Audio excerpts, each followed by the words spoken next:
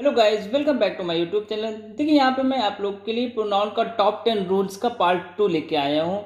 इससे पहले वाली वीडियो में मैंने आप लोग के लिए प्रोनाउन का पार्ट 1 दिया था, तो जहाँ पे मैंने आप लोग को टॉप 10 रूल्स दिए थे। तो आज ये हमारा उसका अगला पार्ट है जिसमें हम और टॉप 10 रूल्स के बारे में बात करेंगे और इसके बाद हम कुछ एक्सरसाइज भी करेंगे।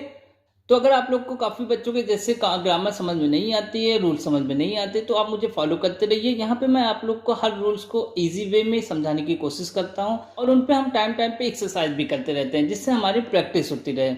तो चलिए अब यहाँ पे देखते हैं। अब हम यहाँ पे अपना आगे के रूल देखेंगे और प्रीवियस वाले रूल्स को हम इंक्लूड नहीं कर देंगे जिससे हमारा रिपीटिशन ना हो पाए।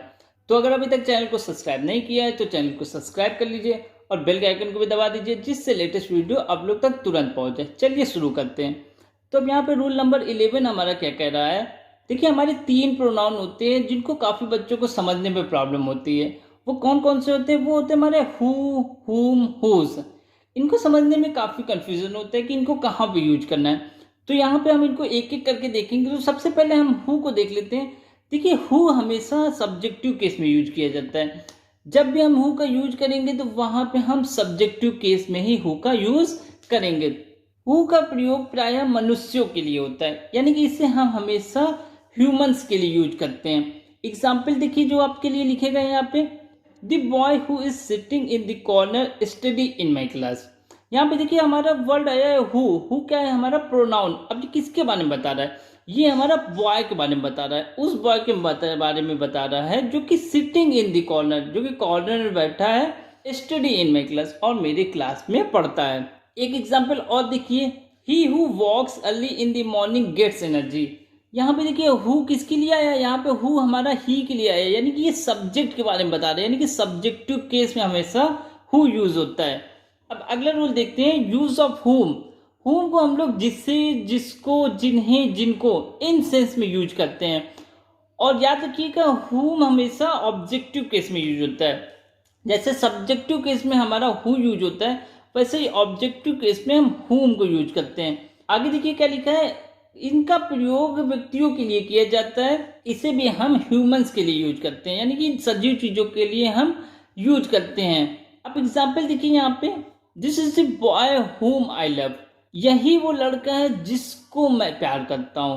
अब यहाँ पे हुम हमारा किसके लिए यूज है? जिससे, जिसको, जिन्हें, जिनको। अब अगला रूल देखिए, रूल नंबर 13 क्या कह रहा है कि यूज ऑफ हुज। हुज का प्रयोग जिसका, जिनका के लिए किया जाता है, यानी कि जब हमारा अर्थ जिसका और जिनका निकलेगा तो वहां पे हम हुज यूज करेंगे। का प्रयोग साधारणतः व्यक्तियों के लिए किया जाता है, किंतु कभी कभी इसका प्रयोग निर्जीव चीजों के लिए भी किया जाता है।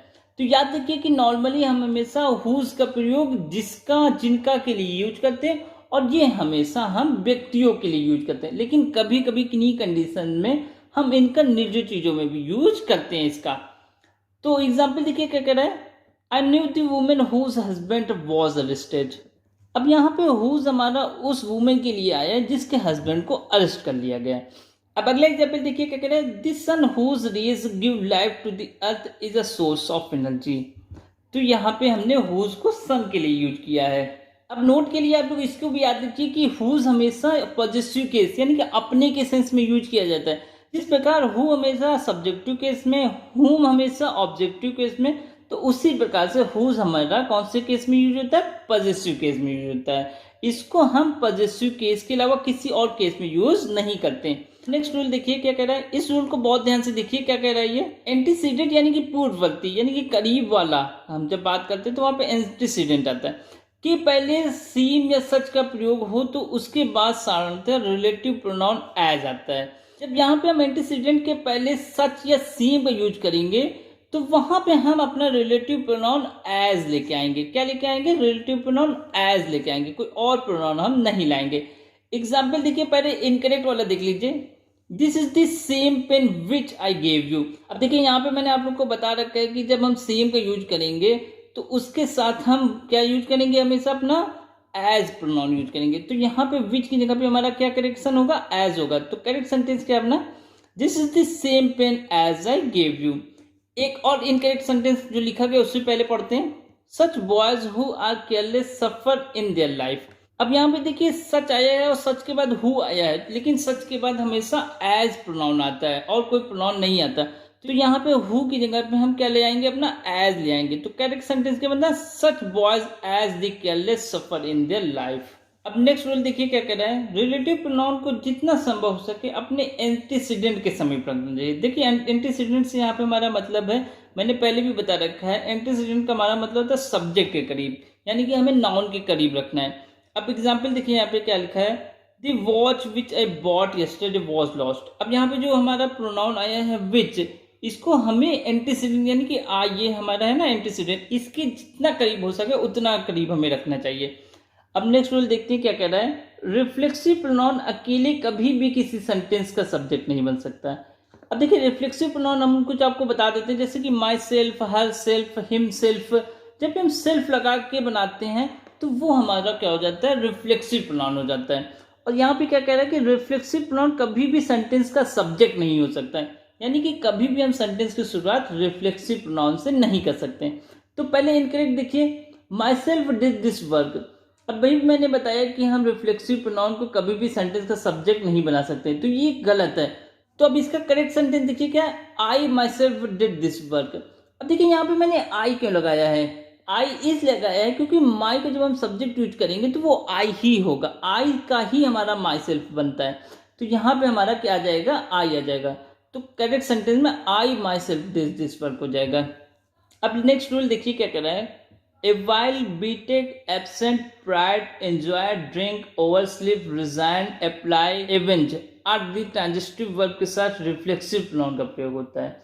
तो याद रखिए ये जो वर्ड्स मैंने अभी आपके सामने कहे हैं, एक बार फिर से मैं नाम लेता हूँ, A while beaten, absent, pride, enjoy, drink, oversleep, resign, apply, avenge। इनके साथ हमारा जब भी प्रोनाउन आएगा तो प्रोनाउन किस रूप में आएगा, रिफ्लेक्सिव प्रोनाउन के रूप में आएगा, यानी कि हमेशा इनके साथ हम रिफ्लेक्सिव प्रोनाउन ही यूज करेंगे। एग्जाम्पल देखिए, I prided myself on my strength. अब देखिए यहाँ पे प्राइड आ गया, तो प्राइड के साथ हमारा प्रोनाउन कौन सा है, माई सेल्फ। ये किस रूप में है, ये हमारा रिफ्लेक्सिव प्रोनाउन है। वैसे ही और भी एग्जाम्पल देखिए, he availed myself of this opportunity, we enjoyed ourself in the fair. देखिए यहाँ पे मैं कोशिश कर रहा हूँ कि हर रूल को आपको आसानी के साथ और विद एग्जाम्पल के साथ सिखाने की कोशिश करूँ, बट हो सकता है कि कभी कभी कोई रूल को मैं समझाऊँ और आपकी समझ में ना आए, तो आप उस रूल को स्पेशली मुझे कमेंट में पूछ सकते हैं, मैं उसका रिप्लाई आपको कमेंट में ही दे दूंगा। तो अब चलिए अगला रूल देखते हैं, हमारा क्या कह रहा है, आइदर और नाइदर दो वस्तुओं के संबंध में प्रयोग किया जाता है, और दो से अधिक वस्तुओं या व्यक्तियों के संबंध में एनी और नन का प्रयोग किया जाता है। देखिए याद रखिए, जब भी हम आइदर और नाइदर का यूज करेंगे तो वहां पे हमारा दो वस्तु या व्यक्तियों की बात होगी, और जब भी हम दो से अधिक व्यक्तियों या वस्तुओं के संबंध में बात करेंगे तो वहां पे हमारा एनी या नन आएगा। तो बहुत इजी है रूल, देखिए क्या कह रहा है example, either of you can take this. अब जहाँ पे आइदर आ गए यानी कि यहाँ पे दो लोगों की बात हुई है। अगला देखिए, neither of the two pens is cheaper. अब यहाँ पे देखिए आइदर और नाइदर हमारा क्या आ गया, नाइदर, तो ये दो लोगों के लिए या दो चीज़ों के बीच के लिए हम यूज करते हैं, तो यहाँ पे 2 पेन्स की बात हुई है। अगला देखिए example, none of the 5 boys can do this work. अब यहाँ पे नन आ गया यानी कि यहाँ पे हमारा 2 से ज़्यादा लोगों की बात हो रही है, तो यहाँ पे हमारे 5 बॉयज हैं। अब आगे के रूल देख लेते हैं। अगर वाक्य में इनफाइनाइट प्रोनाउन वन, देखिए वन हमारा कौन सा प्रोनाउन होता है, इनफाइनाइट, याद रखिएगा आप लोग, का प्रयोग हो तो अंत तक प्रोनाउन के स्थान पर वन का ही यूज होगा। ये कि अगर आपने वन को यूज किया है सेंटेंस में तो उसका प्रोनाउन भी वन ही यूज करना होगा आपको, आप उसकी जगह पे कोई और प्रोनाउन नहीं ला सकते। सेंटेंस देखिए, पहले इनकरेक्ट वाला देख लीजिए, one should do his duty. अब देखिए यहाँ पे वन हमारा सेंटेंस का सब्जेक्ट बनाया गया है, तो और इसके अकॉर्डिंग जो प्रोनाउन आया है हिज, हिज हमारा प्रोनाउन नहीं आ सकता क्योंकि हमें वन के साथ वन का ही प्रोनाउन लगाना है। तो करेक्ट सेंटेंस देखिए क्या है, one should do once duty. अब आज का लास्ट रूल, रूल नंबर 20 देखिए क्या कह रहा है, देन और एज के पश्चात आने वाला प्रोनाउन कभी सब्जेक्टिव केस और कभी ऑब्जेक्टिव केस में आ सकता है। एग्जाम्पल देख लीजिए, मैंने दोनों पे लिखा है, एक पे नॉमिनेटिव केस का यूज किया और दूसरे में ऑब्जेक्टिव केस का यूज किया है। I am not as is as he. देखिए यहाँ पे ही आ गया है, ही क्या है हमारा प्रोनाउन है, और यहाँ पे ये जो प्रोनाउन आया है ये सब्जेक्टिव केस में आया है। क्योंकि रूल हमारा कह रहा है कि जब हम अर्थ की बात करेंगे तो हम कभी सब्जेक्टिव केस और कभी ऑब्जेक्टिव केस की यूज करेंगे। अगला सेंटेंस में क्या लिखा हुआ है, he likes you better than me. अब देखिए यहाँ पे हमारा दिन आ गया, दिन के बाद हम अपना प्रोनाउन लेके आए हैं मी, यानी कि ये हमारा ऑब्जेक्टिव केस में आ गया। तो जैसे कि रूल कहा गया था उसी के अकॉर्डिंग हम अपने अर्थ के हिसाब से कभी सब्जेक्टिव केस में और कभी ऑब्जेक्टिव केस में प्रोनाउन को यूज करेंगे।